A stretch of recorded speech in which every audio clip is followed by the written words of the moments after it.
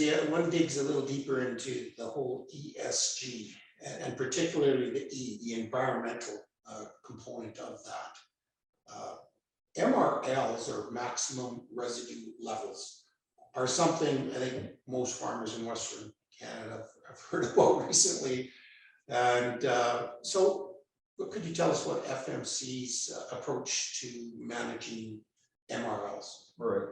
Yeah, it's good. It's a good question. It comes up quite a bit because as we register a new product, we need to make sure that not only can we use it in this country, but as a major exporter of crops, we need to make sure it can be used in other countries as well. And that obviously that, that we don't have a residue on that crop that could therefore get it, barred or banned from said importing country. So we like to work closely with the grain buyers to make sure that there's alignment. Hey, where would this be shipped to? What's going on?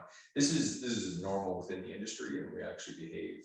We tend to collaborate as a group to make sure that we're following a set of guidelines to ensure that we're getting things registered in other countries as well. And if we're not, that we're alerting people of that.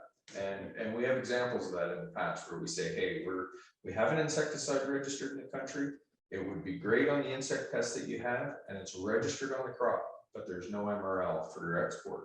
So we have held back. We've said, please do not use that on that crop, right? Until we get that MRL established. And it saves everybody a lot of aggravation in the long term, right? Absolutely. And that links to the EU Codex system. Is that where that comes into play?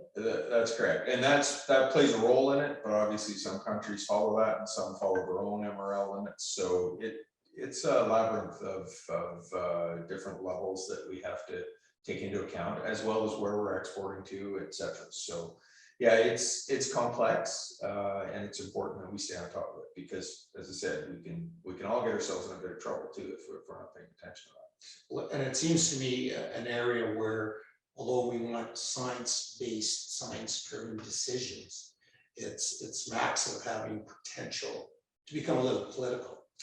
No question. Right. No So question. in general, do you feel the whole MRL space is heading in the right direction? The collaboration you mentioned earlier is actually getting some traction, or are we kind of just holding our own or going backwards? Or my sense in general is that, within Canada, I find there's been an increased level of collaboration, that I think there's just a little more discussion within the industry to make sure that we're checking those boxes and doing the right things. I think, to your point, it quickly becomes political, depending on sort of what's going on that day within the global atmosphere. But at the same time, I think in general, when you look at some of the product advances and some of the things that are going on in the world and the registration processes, there does seem to be just a little more alignment, coming together when a product's being registered one place and making sure that we're registering it elsewhere so that, we do have that continuity when we do export. So it's getting better, but obviously there's still a lot of challenges out there. so Darren, can we relate the E of the ESG more locally to things that are being done right here in Western Canada that Western Canadian farmers would recognize?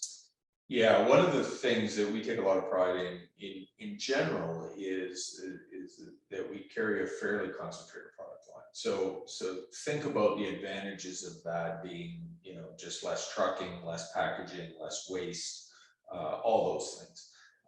So there's a lot of good examples, I think, where we're starting to see that across the industry, not just within FMC, but we take pride that our portfolio in general tends to be fairly compact, right, for the acres that it'll treat and support. But one in particular is precision pack. So our P-Pack machines, some folks I'm sure have seen them in the retails or probably use the products themselves.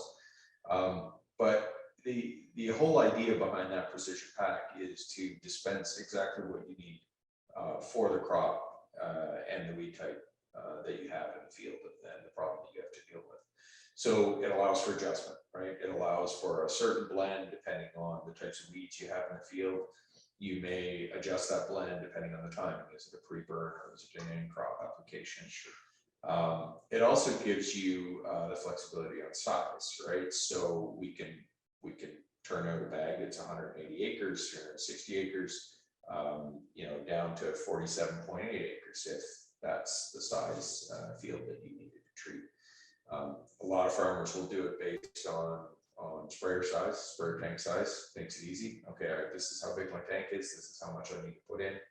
Done, easy peasy, right? And the same with, you know, acre size or size of the field. You know, depending on your region or area, you may not be dealing with nice, clean quarter sections, right? It may be more broken up or fragmented than that. So think less wastage, think less, you know, leftover bags, leftover jugs, those kinds of things, or putting too much in, which again, it's not effective use of a farmer's dollar either, right? So if we can manage that down to exactly how much they need, it saves them money. They don't have some sitting in the shed getting old that they have to then return or find a place to use, right? So it really helps with that stewardship message and making sure that, hey, we're doing the right thing, we're getting the product in the right place, and only taking what you need to get the job done.